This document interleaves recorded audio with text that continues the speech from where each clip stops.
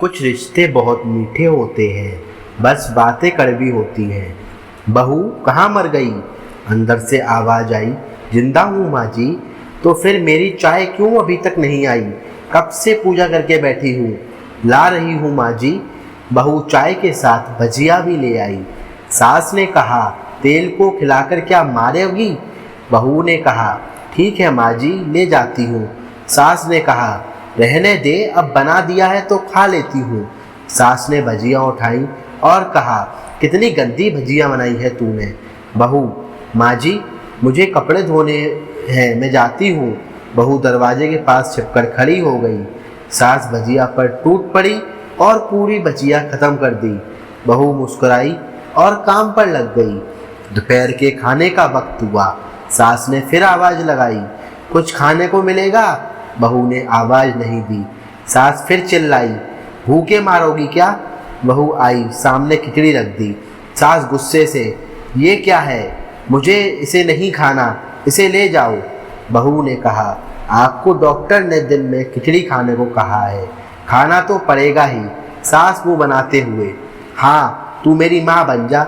बहू फिर मुस्कुराई और चली गई। आज इनके घर पूजा थी। बहू सुबह 4 बजे से उठ गई। पहले स्नान किया, फिर फूल लाई, माला लाई, रसोई साफ की, पकवान और भोज बनाया। सुबह के 10 बज चुके थे। अब सास भी उठ चुकी थी। बहू अब पंडित जी के साथ भगवान के वस्त्र तैयार कर रही थी। आज ऑफिस की छुट्टी थी। उनके पति भी घर पर थे। पूजा शुरू हुई। सास चिल्लाई, बहू ये नहीं वो नहीं। बहू दौड़ी दौड़ी आती और सब करती। अब दोपहर के 3 बज गए थे। आरती की तैयारी चल रही थी। पंडित जी ने सबको आरती के लिए बुलाया और सबके हाथों में थाली दे दी। जैसे ही बहू ने थाली पकड़ी, थाली हाथों से गिर पड़ी। शायद भोज बनाते हुए बहू के हाथों में तेल लगा था, जिसे वह पूछना भूल गई। सारे लोग तरह तरह की बातें करने लगे।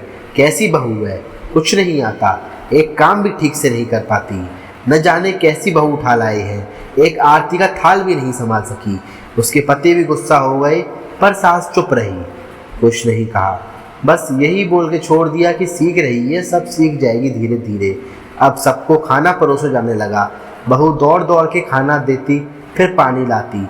करीब 70-80 लोग हो गए। इधर 2 नौकर और बहू अकेली, फिर भी वह सारा काम बहुत ही अच्छे तरीके से करती। अब उसकी सास और कुछ आस पड़ोस के लोग खाने पर बैठे। बहू ने खाना परोसना शुरू किया। सबको खाना दे दिया गया। जैसे ही पहला निवाला सास ने खाया, तुमने नमक ठीक नहीं डाला क्या? एक काम ठीक से नहीं करती, पता नहीं मेरे बाद कैसे ये घर संभालेगी। आस पड़ोस वालों को तो जानते ही हो ना साहब, वो बस बहाना ढूंढते हैं नुक्स निकालने का। फिर वो सब शुरू हो गए, ऐसा खाना है, ऐसी बहू है, ये वो वगैरह वगैरह। दिन का खाना हो चुका था।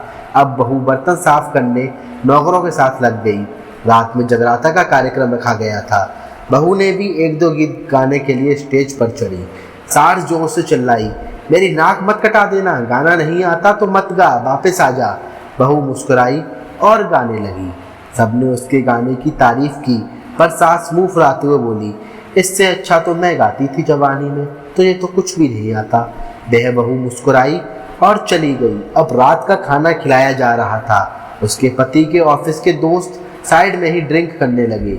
उसका पति चिल्लाता, थोड़ा बर्फ लाओ, तो सास चिल्लाती, यहाँ दाल नहीं है। फिर चिल्लाता, कोल्ड ड्रिंक नहीं है, पापड़ ले आओ। इधर उधर आखिर में उसके पति की शराब गिर पड़ी और उसके एक दोस्त पर और बोतल टूट गई। पति गुस्से में 2 झापड़ अपनी पत्नी को लगाते हुए कहता है, जाहिल कहीं की, देखकर नहीं कर सकती, तुझे इतना भी काम नहीं आता। सारे लोग देखने लगे और पत्नी रोते हुए कमरे की तरफ दौड़ी। फिर उसके दोस्तों ने कहा, क्या है यार, पूरा मूड खराब कर दिया, यहाँ नहीं बुलाया होता, हम कहीं और पार्टी कर लेते। कैसी अनपढ़ गवार बीवी ला रखी है तूने, उसे तो मेहमानों की इज्जत और काम करना तक नहीं आता, तुमने तो हमारी बेइज्जती करा दी। अब आस पड़ोस की औरतों को और बहाना मिल गया। वो कहने लगी, देखो क्या कर दिया तुम्हारी बहू ने, कोई काम की नहीं है। मैं तो कहती हूँ अपने बेटे की दूसरी शादी करा दो, छुटकारा पाओ इस खबर से।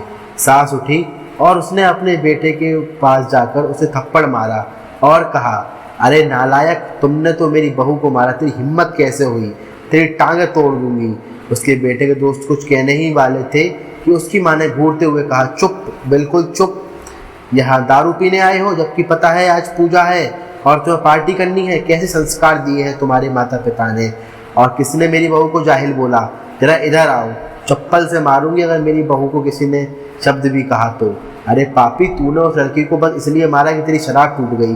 पापी, वो बच्ची सुबह 4 बजे से उठी है, घर का सारा काम कर रही है, न सुबह से नाश्ता किया न दिन का खाना खाया, फिर भी हंसते हुए सबकी बातें सुनते हुए, ताने सुनते हुए घर में काम करने में लगी है। तेरे यार दोस्तों को वो अच्छी नहीं लगी। जूते से मारूंगी तेरे दोस्तों को जो कभी उन्होंने ऐसा कहा। उसके यार दोस्त चुपके से खिसक लिए। अब सास बहू के कमरे में गई और बहू का हाथ पकड़कर बाहर लाई। सबके सामने कहने लगी, किसने कहा था कि अपनी बहू को घर से निकाल के दूसरी बहू ले आना? जरा सामने आओ। कोई सामने नहीं आया। फिर सास ने कहा, तुम जानते भी हो क्या हो इस लड़की के बारे में? ये मेरी माँ भी है, बेटी भी है।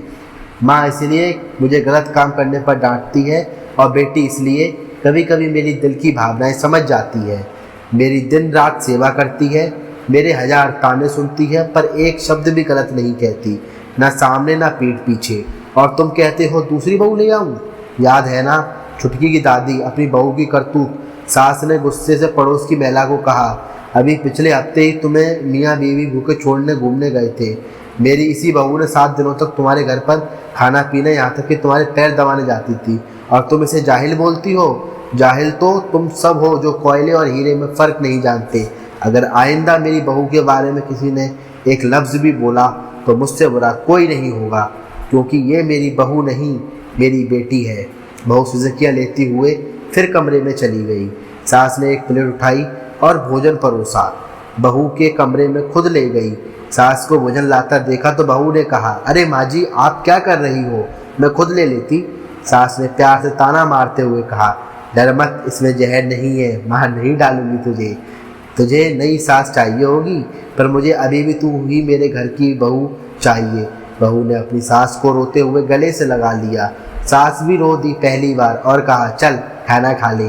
फिर मजाक करते हुए कहा, फिर मेरे पैर दबाने चले आना, और ये ख्याल मन में लाना कि सास पैर बोलती है, किसी दिन मैं इसका गला दबा दूंगी, क्योंकि कभी मैं यही सोचती थी। दोनों खूब हंसने लगे।